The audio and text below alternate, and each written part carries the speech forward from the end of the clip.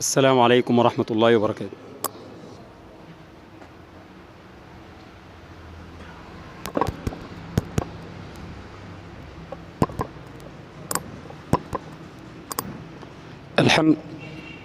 الحمد لله كالذي نقول وخيرا مما نقول، أحسن كل شيء خلقه فالكل بالعناية مشمول، قدر لكل موجود رزقه وكل على جناح النعمة محمول، أعطى كل شيء خلقه وكل أمر إليه موكول، له في كل أمر حكمة وإن ذهلت عنها العقول، نحمده تبارك وتعالى حمدا هو بالثناء عليه موصول، ونعوذ بنور وجهه الكريم من السحت والغلول، ونرجوه العصمة من الحرام في كل مشروب ومأكول، وأشهد أن لا إله إلا الله الحي الذي لا يموت ولا يزول،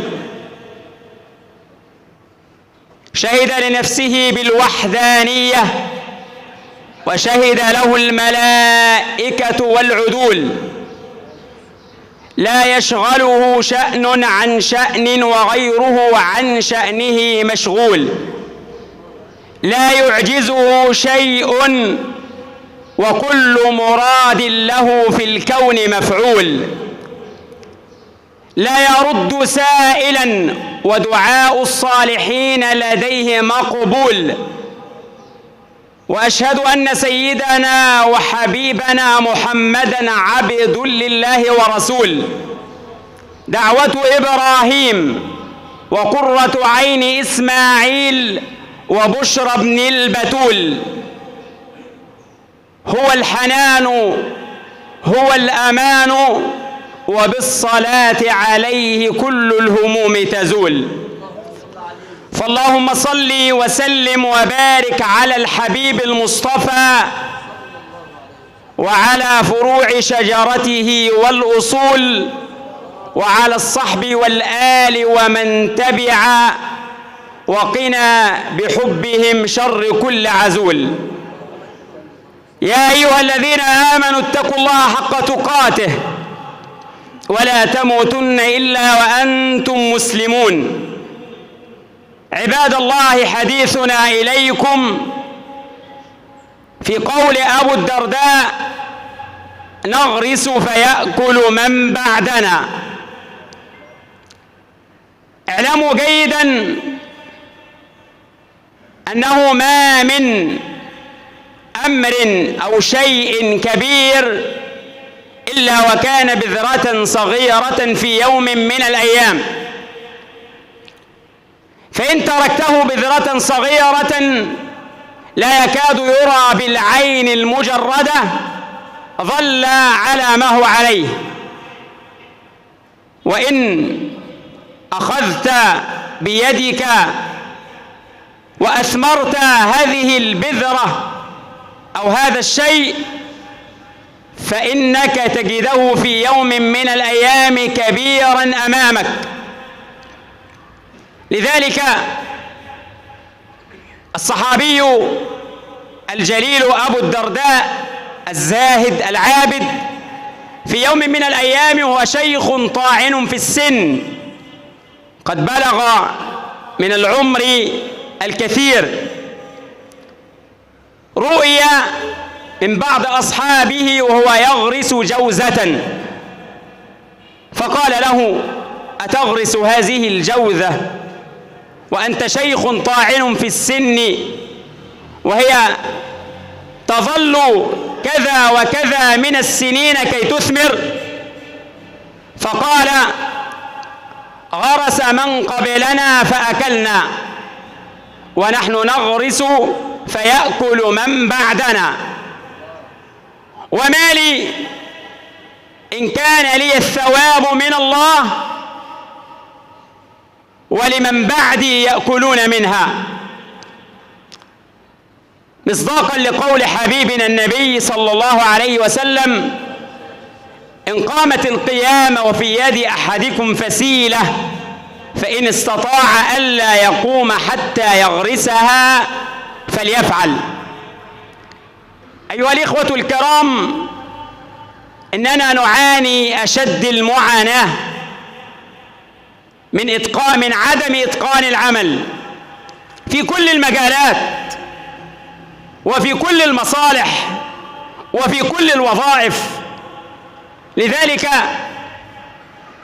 شاهدت جلسة لشيخنا شيخ الأزهر الدكتور أحمد الطيب، هو في حوار ونقاش.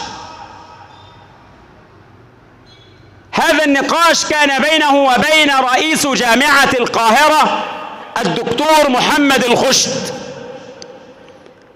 قال الدكتور الطيب للأخير الدكتور محمد الخشت، قال له: يشتري بعضنا السلاح فيقتل بعضنا بعضا، نشتري الموت بأموالنا ولا نستطيع أن نصنع كاوتش أو عجل سيارة. فتذكرت مقولته فقلت: حقا، فنحن لسنا ببلد الاختراع، نحن أصبحنا الآن ببلد التفاهات، بلد الخزعبلات، بلد شباب كله ضائع لا ندري ما سبب الضياع. إن نظرت إلى الناس من حولك وجدت أن كل منا يحمل الآخر تبعة ما هو فيه من ضيق ومن فقر ومن غير ذلك. لا يريد أحد منا أن يقف وقفة مع نفسه ويقول: أنا من جملة الأسباب التي بها تخلفنا ورجعنا إلى الوراء. لماذا لا نصنع كما يصنعون؟ لأننا عندما نعمل من أجل أن صاحب المصنع يرانا، أو أن المشرف خلفنا، أو أن المسؤول معنا. فإن غاب المسؤول غابت المسؤولية، وإن غاب المسؤول غاب الإتقان، فلا يظهر إتقانا لعمل. لذلك أيها الكرام، نجد إن كان الإسلام قد أكد للمواطن حق العمل في أي دولة، فيجب كذلك على المواطن أن يقوم بإتقان عمله، أن يقوم بإخلاص العمل الذي أراده الله عز وجل منه، كما قال حبيبنا محمد صلى الله عليه وسلم: إن الله يحب إذا عمل أحدكم عملا أن يتقنه. ألا يوجد فينا مخترعين؟ ألا يوجد فينا متقنين لأعمالهم؟ يوجد، لكن إنهم قليلون. لماذا؟ أقول لك وأنا أحكي لك قصة حدثت في قرية من القرى. يحكى أنه والي قرية من القرى في زمن من الأزمان رأى أن هناك مجاعة ستحدث، فنادى في الناس أن كل واحد يأتيني بكوب من اللبن، ثم جاء بقدر عظيم، وعاء كبير جدا، ووضعه في وسط القرية أو المدينة، وقال: من يأتي بكوب لبنه فليأتي به متخفيا لا يراه أحد. تخيل ما الذي حدث. كل واحد من الناس أتى بكوب ماء وليس بكوب لبن.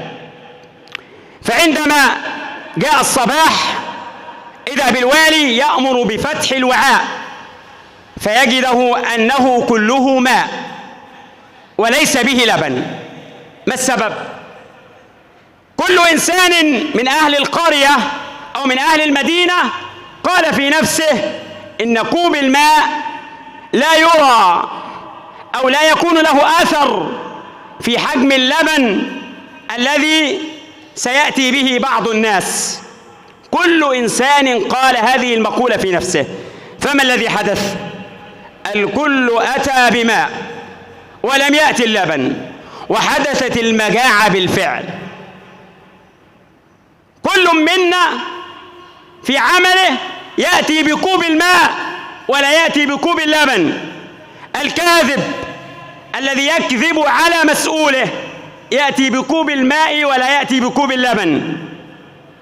الموظف المرتشي الذي يأخذ من أجل أن يعطي، هذا أيضا قد أتى بكوب الماء ولم يأتي بكوب اللبن. كل هؤلاء وغيرهم كثير وكثير وكثير. انظر إلى المصالح الحكومية مثلا، انظر إلى المصالح الخاصة والعامة، تجد أن كل إنسان منا يريد أن يراقب مراقبا آخر. كل منا يريد أن يقف فوق رأسه شرطي يراقبه. لا أحد يراقب نفسه، لا أحد يعلم أن الله مطلع عليه. لذلك أخي الحبيب، اعلم علم اليقين، وضع نصب عينيك. ألم يعلم بأن الله يرى؟ ألم يعلم بأن الله يرى؟ إن قمت بإتقان العمل واتبعت ما أراده الله عز وجل منك، فاعلم أن الله عز وجل سيصلح لنا أحوالنا. أقول قولي هذا واستغفر الله لي ولكم، ونكمل بعد جلسة الاستراحة.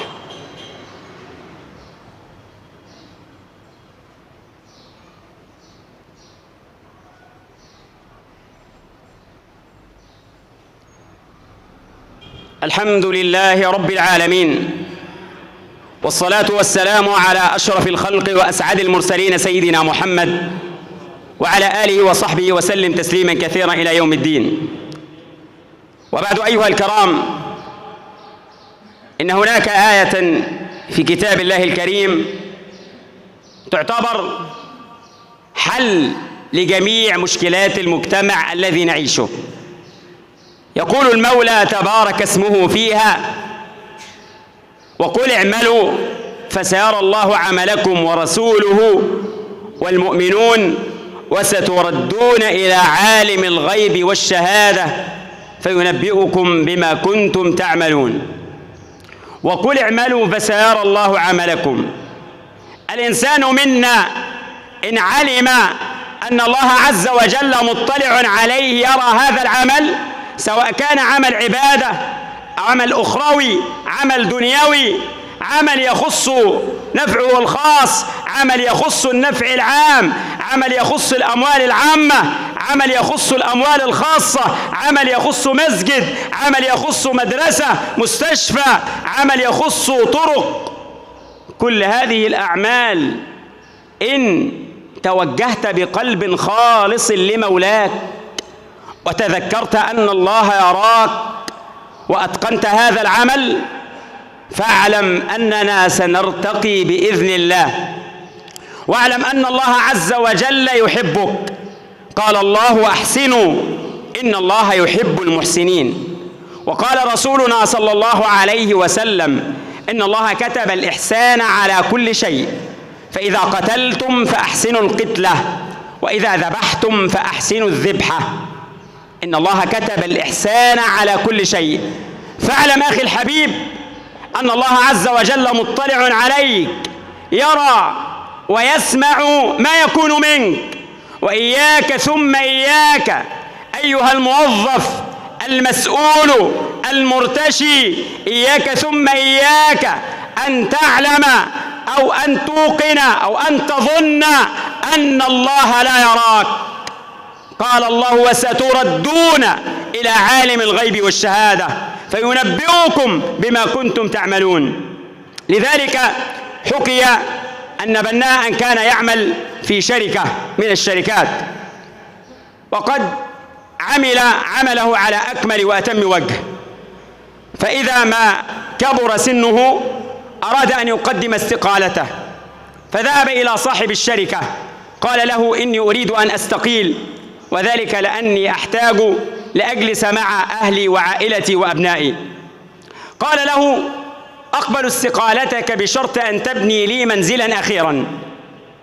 وبسرعة تم بناء هذا المنزل بدون أن يتخذ هذا البناء الإجراءات المناسبة كما كان يفعل من ذي قبل، وسلم مفاتيح هذا المنزل لصاحب الشركة، فقال له صاحب الشركة: خذ هذا المنزل هدية لك بعد أن أفنيت عمرك معي.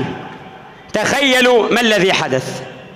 أخذ المنزل وهو يبكي، لأنه ما قام ببناء هذا المنزل كما ينبغي، لأنه ما أتقن العمل. لو كان يعلم أن هذا المنزل سيكون منزله منزل العمر ما فعل إلا أن يتقن عمله في هذا المنزل، لكنه كان يعمل من أجل أن ينهي هذا العمل وأن ينهي هذه المهمة الملقاة على عاتقه، فإذا به يبني منزلا كله ضغوطات وكله خراب، ويكون هذا المنزل منزل عمره.